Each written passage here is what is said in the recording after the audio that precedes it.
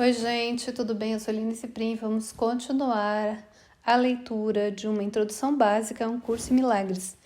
A gente já terminou a leitura dos capítulos, mas eu vou ler o glossário. O glossário é uma das coisas mais importantes dentro de um curso em milagres e mesmo para quem escutou a leitura, de uma introdução. Porque os termos, normalmente, eles não significam a mesma coisa do que a gente imagina quando a gente não estuda um curso em milagres. Então, o glossário começa assim. Esse pequeno glossário pretende facilitar para o leitor a compreensão de palavras específicas que são usadas de uma forma exclusiva em um curso em milagres. As explicações foram tomadas do índice glossário para um curso em milagres de Kenneth Wapnick. Abundância.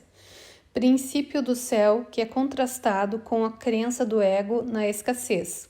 Ao Filho de Deus nunca pode faltar nada, e ele jamais pode sofrer por nenhuma necessidade, pois as dádivas de Deus, dadas por toda a eternidade na criação, estão sempre com ele. Amor. Conhecimento. A essência do ser de Deus e do seu relacionamento com a sua criação, que é imutável e eterna, está além de qualquer definição ou ensinamento, e só pode ser vivido ou conhecido uma vez que as barreiras da culpa tiverem sido removidas através do perdão. Percepção verdadeira, impossível no mundo ilusório da percepção. Ainda assim, o amor se expressa aqui através do perdão. É a emoção que Deus nos deu em contraste com a emoção do ego, que é o medo, e se manifesta em qualquer expressão de união verdadeira com o outro. Ataque. É a tentativa de justificar a projeção da culpa sobre os outros, para demonstrar seu pecado e sua culpabilidade com o fim de nos sentirmos livres dessa mesma culpa, já que o ataque é sempre uma projeção da responsabilidade pela separação, ele nunca é justificado. Também é usado para denotar o pensamento da nossa separação de Deus, pelo qual acreditamos que Deus nos atacará e nos punirá. Uma nota: ataque e raiva são usados virtualmente como sinônimos, tá? Próxima: causa e efeito.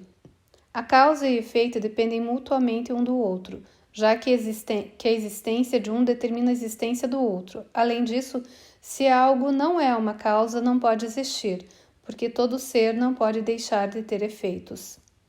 Conhecimento: Deus é a única causa e seu Filho é seu efeito. Percepção: o pensamento da separação, pecado, é a causa. Então, olhem só, a separação, que é o que a gente chama de pecado, é a causa do sonho de sofrimento e morte, o qual é o efeito do pecado. O perdão desfaz o pecado ao demonstrar que o pecado não tem efeito algum. Por exemplo, a paz de Deus e nosso relacionamento amoroso com Ele não podem ser afetados pelo que os outros fizeram a nós. Portanto, não tendo efeitos, o pecado não pode ser uma causa e não pode existir. Céu. O mundo não dualista do conhecimento, onde Deus e sua criação habitam em unidade perfeita da sua vontade e espírito. Embora exclua o mundo da percepção, o céu pode refletir-se aqui no relacionamento santo e no mundo real. Conhecimento. Conhecimento também no céu. O mundo de Deus da pré-separação e sua criação unificada, no qual não há diferenças ou formas, e assim exclui o mundo da percepção. Não se deve confundir com o significado comum da palavra conhecimento, que implica na existência de um sujeito que conhece e um objeto que é conhecido. No curso, o conhecimento reflete a experiência pura do não dualismo, sem a dicotomia sujeito-objeto, que está interligado com o céu, que é o mundo não dualista do conhecimento, onde Deus e sua criação habitam em unidade perfeita. Tá? Então, céu e conhecimento estão sempre juntos. Criação. A extensão do ser ou Espírito de Deus, a causa que resultou em seu Filho, o efeito, é descrita como a primeira vinda de Cristo. Criar é a função do Filho no céu, assim como foi a de Deus ao criá-lo. Uma nota aqui, ó. A criação só existe no nível do conhecimento e não é equivalente à criação ou criatividade como são entendidas no mundo da percepção. Cristo, a segunda pessoa da Trindade, o unigênito de Deus ou a totalidade da filiação, o ser que Deus criou por extensão de seu Espírito. Ainda que Cristo crie como seu Pai, ele não é o Pai, pois Deus criou Cristo, mas Cristo não criou Deus. Uma nota importante, Cristo não deve ser equiparado exclusivamente a Jesus, tá? Depois a gente pode ver, vocês podem ver criação e visão. Porque aqui a gente fala da energia crística e Jesus era apenas um ser crístico. Mais um, né? Crucificação. Um símbolo do ataque do ego a Deus e, portanto, a seu filho, testemunhando a realidade do sofrimento, do sacrifício, das vítimas e da morte que o mundo parece manifestar. Também se refere à morte de Jesus, um exemplo extremo que nos ensinou que a nossa verdadeira identidade de amor jamais pode ser destruída, porque a morte não tem poder sobre a vida. Corpo, nível 1.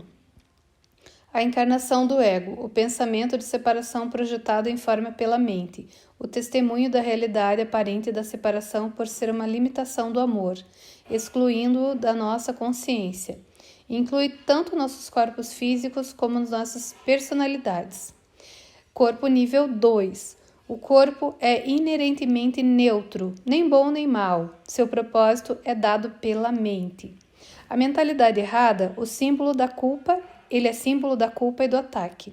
E na mentalidade certa, ele é o meio para ensinar e aprender o perdão com o qual se desfaz a culpa do ego, um instrumento da salvação através do qual o Espírito Santo fala. Culpa.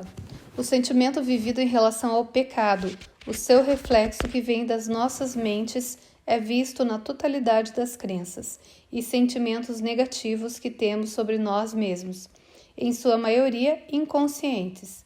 A culpa se baseia numa sensação de indignidade inerente, aparentemente além do poder de Deus para perdoar.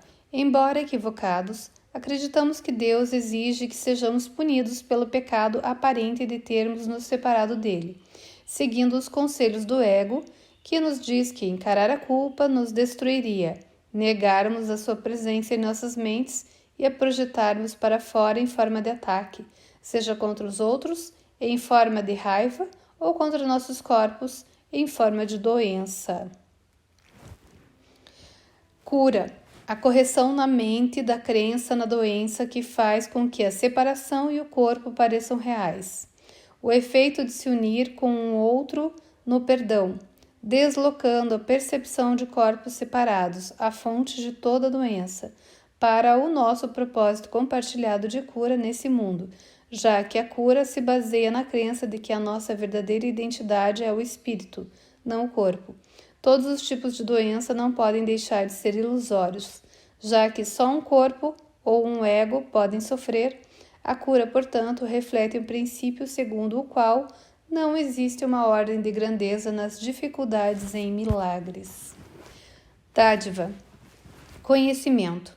As dádivas de Deus são o amor, a vida eterna, a liberdade que nunca podem ser retiradas, apesar de poderem ser negadas no sonhar do mundo. Percepção, mentalidade errada. As dádivas do ego são o medo, o sofrimento e a morte.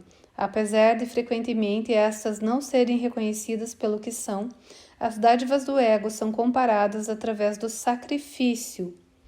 E na mentalidade certa, as dádivas de Deus são traduzidas pelo Espírito Santo em perdão e alegria, que nos são dados assim como os damos aos outros, ou seja, dar e receber.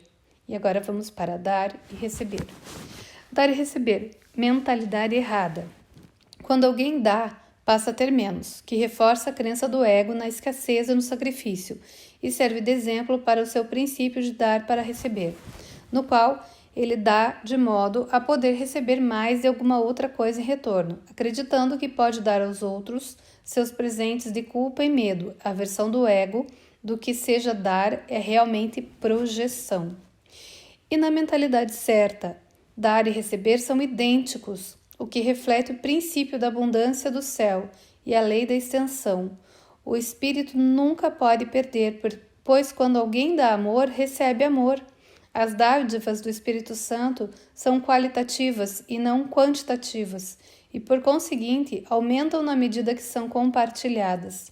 O mesmo princípio funciona a nível do ego, porque na medida em que damos culpa à projeção, assim também a recebemos. Então, lembrem das dádivas. Defesas. A defesa na mentalidade errada. Os meios que utilizamos para nos proteger da nossa culpa, do medo, dos ataques aparentes de outras pessoas. As defesas mais importantes são a negação e a projeção. Por sua própria natureza, as defesas fazem exatamente o que pretendem dizer que nos aconteça, pois reforçam a crença na nossa própria vulnerabilidade, que aumenta sensivelmente o nosso medo e a crença de que necessitamos de defesas.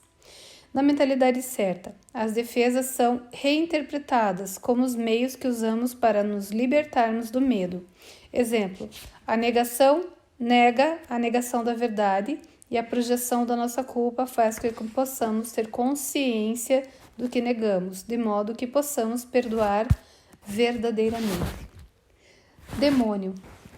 Uma projeção do ego que tenta negar a própria responsabilidade pelo nosso pecado e culpa, projetando-o sob um agente externo que parece nos afetar através da sua maldade. E Deus, a primeira pessoa da Trindade, o Criador, a fonte de todo ser ou vida, o Pai, cuja paternidade é estabelecida pela existência de seu Filho, Cristo, a primeira causa da qual o Filho é efeito, e a essência de Deus é o Espírito, o qual é compartilhado por toda a criação, cuja unidade é o estado do céu. Doença, um conflito na mente, que é a culpa, que é deslocado para o corpo, a tentativa do ego de se defender contra a verdade, que é o espírito, prestando atenção ao corpo. Um corpo doente é o efeito da mente doente ou dividida, que é a sua causa, representando o desejo do ego de tornar as outras pessoas culpadas por sacrificar a si mesmo, projetando a responsabilidade do ataque sobre elas. Ego. O ego, a crença na realidade do ser separado ou falso, feito em substituição ao ser que Deus criou. O pensamento de separação que faz surgir o pecado, a culpa e o medo, assim como um sistema de pensamento baseado no especialismo para proteger a si mesmo. A parte da mente que acredita que está separada da mente de Cristo. Essa mente dividida tem duas partes, a mentalidade certa e a mentalidade errada. Quase sempre esse termo é usado para indicar a mentalidade errada, mas pode incluir a parte da mente dividida que pode escolher a mentalidade certa. Uma nota importante: não deve ser confundido com o ego da psicanálise, mas pode ser superficialmente equiparado com a psique inteira, da qual o ego psicanalítico faz parte. E a gente termina por aqui, continuamos nos próximos capítulos, que vamos começar a falar do espírito. Um abraço a todos.